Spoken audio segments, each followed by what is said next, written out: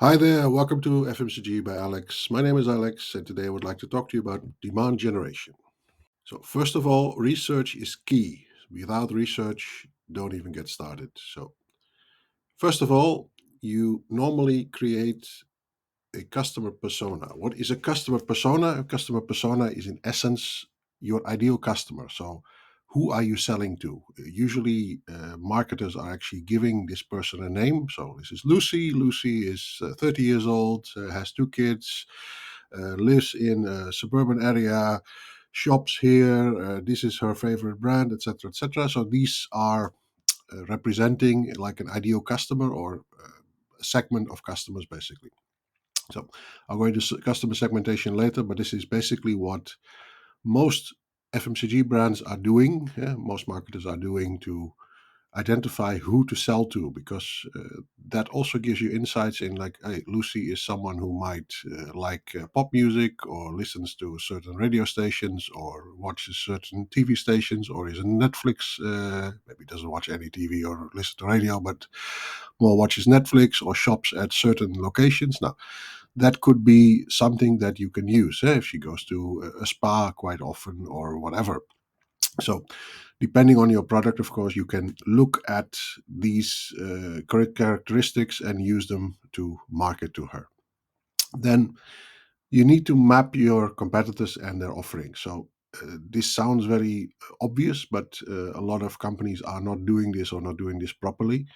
Meaning, in essence, like step into any retail outlet, look at any online offering, anything on Amazon, anything on whatever e-commerce platform you are planning to use. Look at what's there. So all your competitors, what are they offering? What are the prices? What are the features? What are the benefits? What are the packaging types that they are offering? The sizes? Any other benefits that they are claiming? So this is something you need to spend a lot of time in time on to research and map out. This is normally something you can just put in an Excel sheet, name of the brand, etc. What are the different products, and then you map it out like that. In the end, you can put that onto a chart actually where you are putting the position of each brand. In the cheaper category, we have maybe 100 different products. Maybe in the mid range is 20.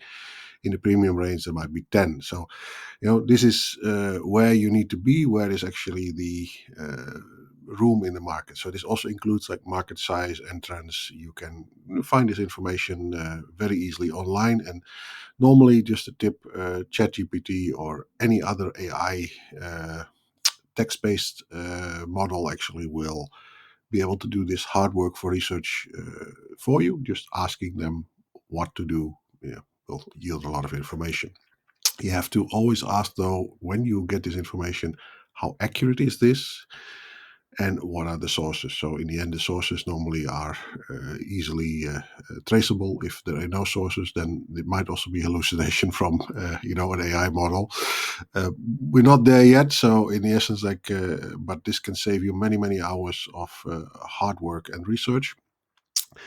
Based on all this, you define a channel strategy. So let's say take back to that customer persona or customer segmentation, basically, which I'm going to go into in a moment. You define a channel strategy. Which channels do you need to go into? So where does Lucy shop? Is Lucy going a lot to, let's say, stores that sell personal care products, or maybe there are certain items that you need to, um, you know, it can be very crowded in the current channel you're targeting. So, let's say a supermarket is, of course, yes, everybody goes there, but everybody goes there, meaning everybody is selling into the supermarket. It's difficult. It's a battle for shelf space. Maybe it's very expensive to sell there. Maybe there are other outlets that Lucy is going to, and you can sell your product there for Lucy to pick up when she goes there. So, these are alternative distribution channels. So a channel strategy is not always, oh, we sell into every channel. No, you have to pick where you put your money to use because selling into certain channels can be expensive.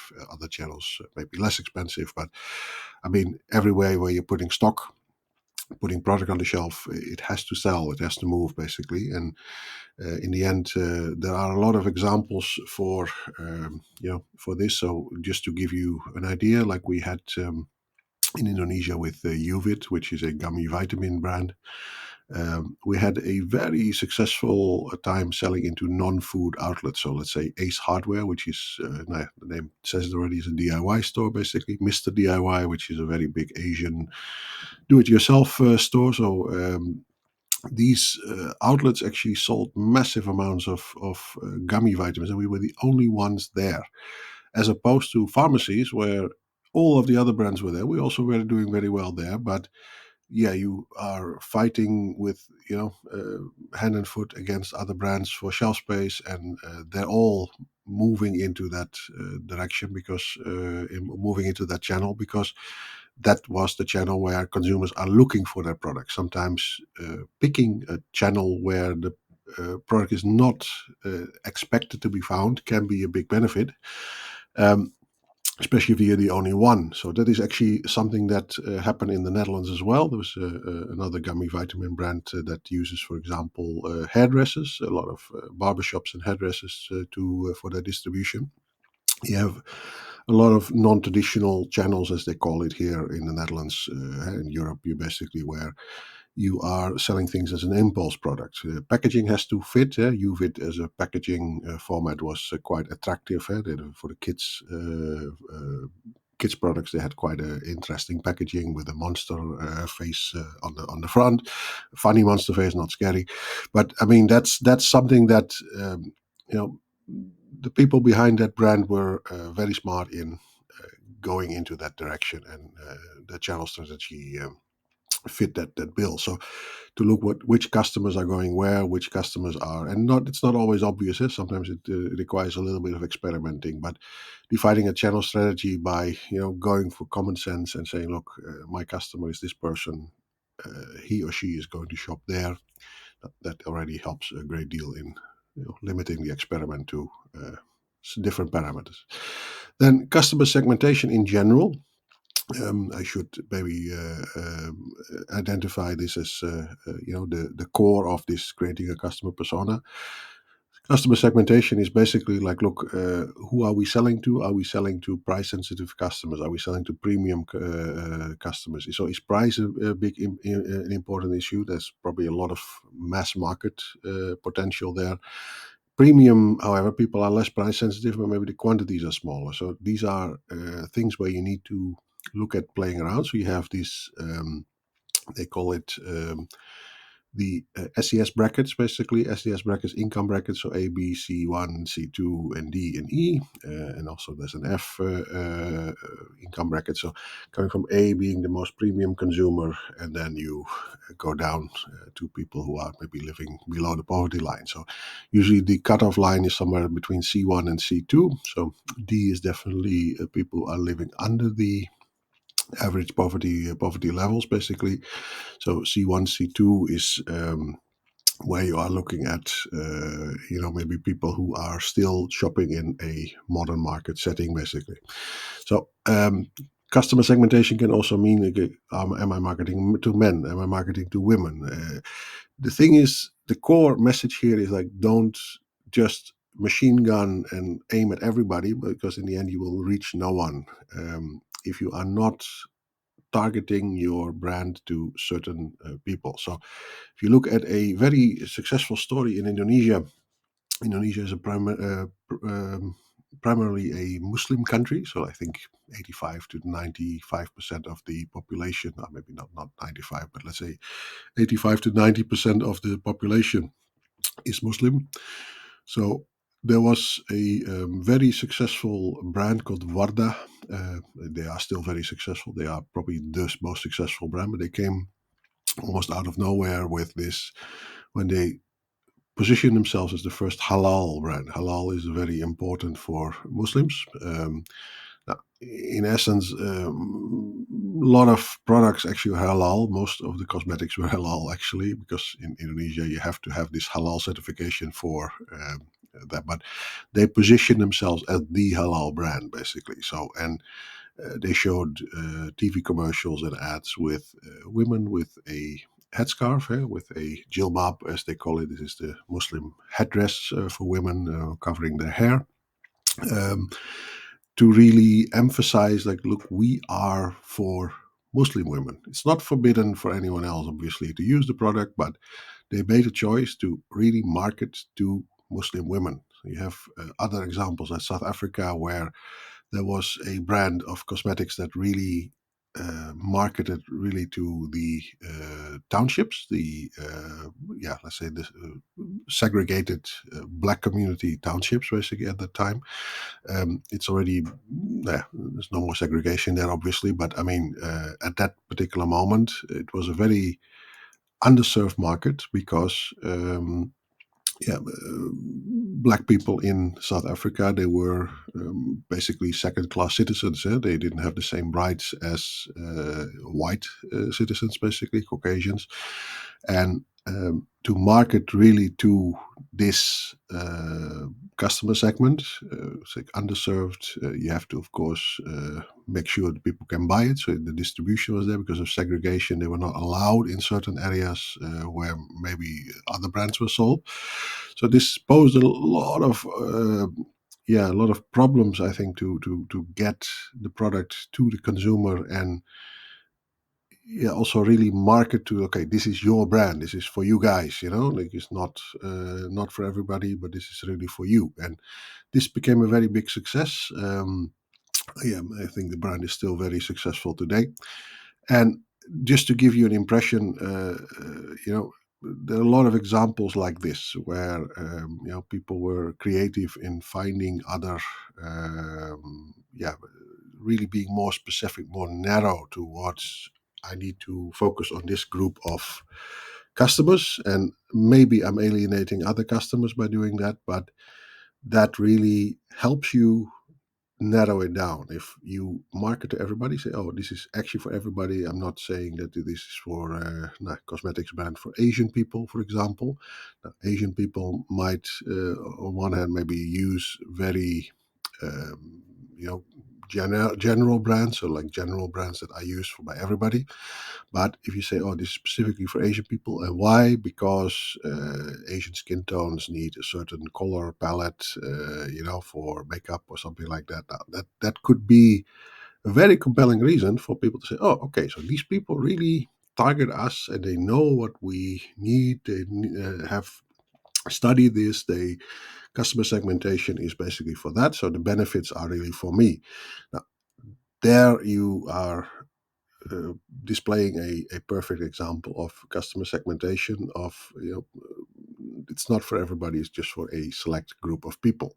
And the same company might have another brand for, let's say, African people. They might have another brand for European people, or different European people, different African people, basically. So, I mean, a lot of different cultures, and basically, people are in the world. Of course, you can cater to in that sense. Not all Asians are the same either. So you have brands that are catering to different ethnicities in this sense. So not only ethnicity, can be gender, can be kids, can be adults. Many different people in a certain group of employment. So you basically employees. If you work in this industry, this is for you. The other day, I received from an insurance company, for example, a very specific insurance policy offer specifically for people in the industry I work in. Now, that is an example of people who really are trying to cater to a specific niche, so specific customers. So rather than targeting everybody with just the lowest price, this is about being different, not being cheapest. So data reveals trends and insights. So always go by data. Look at all of the studies that are relevant for your brand. You need to work that into research, because every assumption you need to back up by data. So How many people are in this city, how many women, how many men, how many older people above a certain age, how many younger people below a certain age, which areas in the city are the areas where the affluent people live, let's say the most expensive houses that are purchased, where are the cheaper houses, for example, that need to be rented, where is the middle segment. So this is all stuff that you can quite easily figure out and find out, and therefore you can define your demand generation strategy. So then we go to the demand generation funnel. So you start with awareness. So basically, people need to be aware of your offering. You can have the best product in the world. If nobody knows about it, it stays the best secret in the world. So you will not, if anyone know about it. So being aware of a product can be just a media strategy. So being like, okay, it can be, if you're a big brand, a television campaign, obviously you have social media. There's a lot of things shifting to social media where you can target consumers very effectively with a extreme target here, like a narrow target with exact sort of characteristics that you need based on this customer segmentation that you had. So people who are, for example, followers of a certain celebrity, or people who have a certain hobby, or work in a certain industry, or love a certain color, for all I care. But I mean, there are so many ways to segment customers. And in essence, awareness actually is finding the right channel for them. So what are these people doing? If you are targeting older people, for example, yeah, you might need a different type of media strategy than younger people. Like say millennials are maybe more digital citizens, netizens, as they call it, and you're looking at older people, maybe retirement age. Yeah, they might watch more television, or even read newspapers in paper form.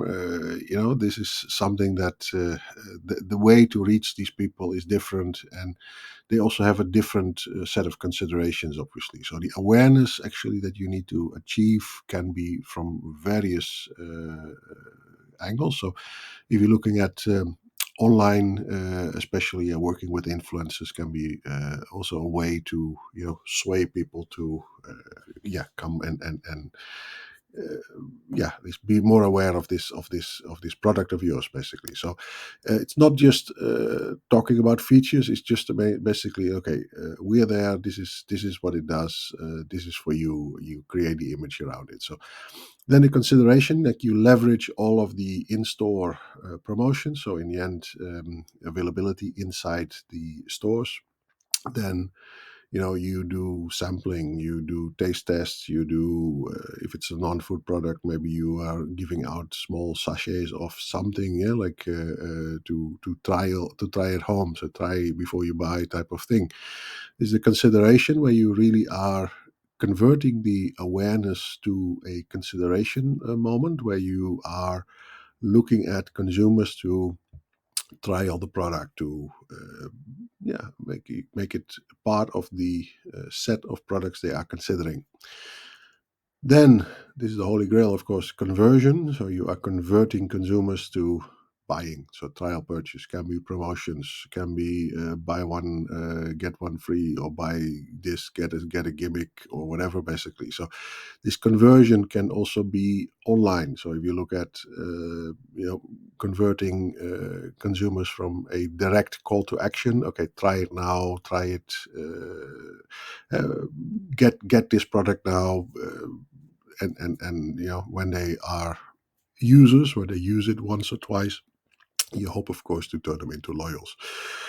Importance of availability. I'm a distribution guy myself, so I can't emphasize this enough, that availability is very important. So to find the right distribution strategy and apply it, so to really find the right channels and try and go for uniqueness, where you say, okay, where are these customers going? Am I just putting my product next to the 10 others that are in the same store, or am I finding an outlet or a way to sell? Can also be direct to consumer, a way to sell directly to consumers where I am bypassing maybe some of the channels. So be very careful if you are on one hand looking for support from the channels that you are supplying, and on the other hand you are Also, bypassing them and doing business directly, yeah, you can't have your cake and eat it too. That is what my experience so far. That people were not pleased when we were, for example, pushing things online on their own channel, and then actually, yeah, we're also asking our resellers to stock up on various pros or even offline channels. We're complaining, yeah, the price on online is actually so low because you are really trying to push volume direct to consumers. So your channel partners you need to really be yeah, I mean, loyal to, because these guys actually started with you. They actually also do their best for you. They trust that yeah, you need to trust them, that they have the best interests also in mind in that sense, and you grow together. Yeah, this is also the thing where yeah, a lot of volume still goes through offline channels. Not only offline but also the online partners, of course, you need to honor in this case. Having good relationships with these people will help, and also it will increase your availability. And anytime you have something new or you want to do something specific in the channel, they will be more open if you haven't so-called stabbed them in the back with, bypassing them with another promotion. It's just that it's a balancing act, obviously. So in demand generation in 2024, almost to 2025, modern day considerations are definitely to use social media influences and also referrals. So in essence, social media, what it means is that people are spending a lot of hours in a day checking their social media. It's Facebook, Instagram, TikTok, LinkedIn, various other channels. That can be Reddit, can be Pinterest. You have a number of social media channels that are very relevant, and the other times, of course, they are yeah, also looking at YouTube as a yeah, video platform. Is a lot of influencers who are posting YouTube videos, which are also cross-posted to Instagram, Facebook, and etc. So if you look at social media, really is a very important marketing channel where to generate the demand and broadcast your message, basically. So influencers definitely are a new dynamic. So the thing is that there are multiple types of influencers. There are really large ones, like large ones with millions and millions of followers. It sounds tempting to say, "Oh, these guys want $25,000, or they want to have $100,000 for posting a video for you, and then the sales will roll in." Now, reality, that is something that needs to be seen in a bit more of a strategic way than just, okay, I do this, then the outcome is that. These large influencers, uh, their followers know they are for sale, so they know already they are pushing this week, they're pushing this, the next week they're pushing that. So look at it more as a spending money on an ad on TV. So TV time in a designated ad block, basically. An advertising block that on TV might reach consumers, might not reach consumers, and you don't really see, okay, how many views this ad block got, basically. For influencers, you can see that, but the thing is, like, call to action, meaning like, okay, I can sell something based on an influencer saying this is the greatest thing since sliced bread. I would really like you to try this. Uh, if they do that every week, yeah, it becomes less strong. So there are smaller influencers. So every large influencer also ever started small. I have to say, though, that in the last 10 years, there are no influencers that really skyrocketed to stardom in terms of great following. So YouTube has changed the algorithm quite yeah, severely by so the large channels that are currently available, they are large for a reason. Yeah, they have benefited maybe 10, 15 years ago from all this, from the old YouTube algorithm, and the fact that it was not as crowded as it is now. So their following is actually still quite big. The new the smaller influencers actually, or micro influencers as they know it, they have less followers. So you're talking about some people have dozens, some people have hundreds, and there's thousands basically. As soon as there's 10,000, then that becomes already like a mid-size or even a large influencer. So these people have, of course, obviously less commercial appeal than the big ones. The audience is smaller, therefore, what they are posting, what they are presenting is actually, maybe less commercial, and therefore maybe seen also more genuine. So as more genuine. So smaller influencers, it's a new strategy basically, or not a new strategy. It's been maybe around for like 2-3 years now, where people are really using micro influencers or even nano influencers. Nano is even smaller than micro. To instead of working with one big one or two big ones, you work with 1,000 small ones. So then there's content being posted every single day, every single week. You have your brand out there, and these smaller influencers maybe carry more weight than the big one that you are spending quite a lot of money on. So, and the smaller ones together might even be cheaper than the big one by itself. So, this is one of the things I strongly recommend, that you find out in your niche, like, okay, who for this customer persona, who is actually following this influencer. It could be, for example, if you're selling something that is for children, you might have influencers that are posting videos based on, let's say, education for children, or how to raise kids, or could be even a family vlog or something like that. It's all these things are possible to tag onto.